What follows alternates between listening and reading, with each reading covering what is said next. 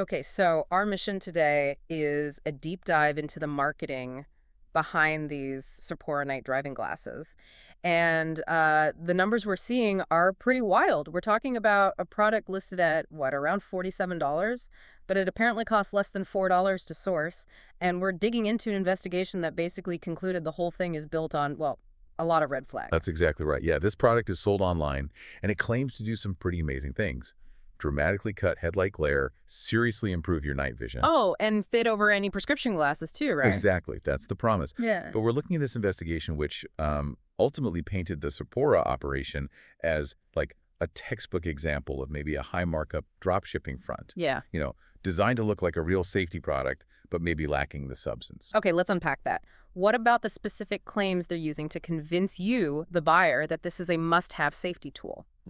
The website talks about the amber tint, filtering harsh LEDs, giving clearer vision without strain, and that they work in really tough conditions like heavy rain or even dense fog. Right, and that's kind of the first major hurdle, isn't it, the technical side? So, okay, yes, amber lenses can sometimes reduce a bit of light scatter, maybe make things feel slightly less glaring in general, but the idea they can just neutralize super bright, focused LED headlights, that's not really how it works. And maybe even more importantly, a lot of vision experts actually warn that putting a dark amber tint on at night, it can actually cut down the total light reaching your eye, Yeah. which, could potentially make your pupils work harder, maybe even mess with your depth perception. Wow. Okay. So that flips it completely from possibly helpful to maybe even a little detrimental. But here's the number that really jumped out at me from their site. They claim a huge 97% of users reported reduced glare, 97%. and 91% noticed better vision on their first drive. Yeah, 97%. That just sounds almost too good to be true, doesn't it? Like statistically engineered. The investigation found basically zero independent studies.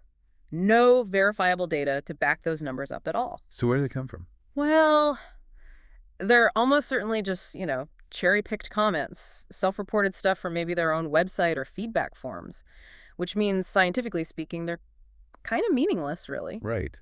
And we also need to talk about the fit claim. This idea that one generic frame just comfortably fits over any pair of prescription glasses, plus every face shape out there.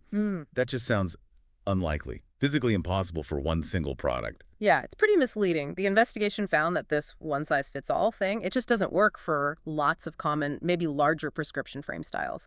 So that whole secondary benefit is just, well, useless for a big chunk of potential customers. Okay, so the performance claims seem shaky, to say the least. But often, the real story follows the money. What did the investigation turn up when they looked at, the business side? Ah, yes. This is where it gets really dramatic. So the product sells for $47.50 on their website, right? Yeah. But the investigators found what seems to be the exact same item on wholesale platforms like Alibaba for just $3.80.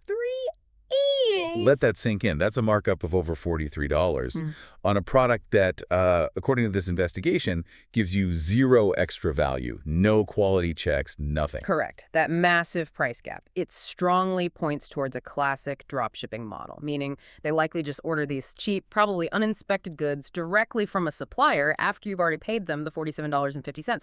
They just pocket the huge difference. Okay, so beyond the money model, what about the website itself? Were there specific things the investigators flagged as, red flags suggesting it's not quite legitimate? Oh, yeah. A complete lack of transparency, basically. The website gives you no contact email, no phone number, no physical address listed anywhere. Zero.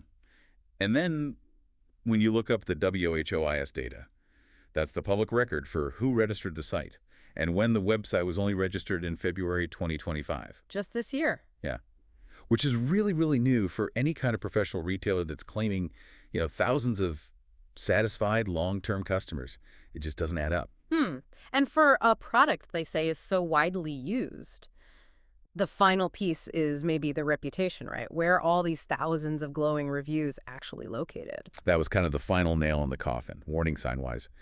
Outside of the company's own controlled website, if you look on genuine independent places like Trustpilot or Reddit, there are pretty much no independent reviews. Yeah. At all. Really? None, virtually none. A product that had genuinely sold thousands of units, like they claim, it would definitely have some kind of visible footprint online, reviews, discussions, something. Okay.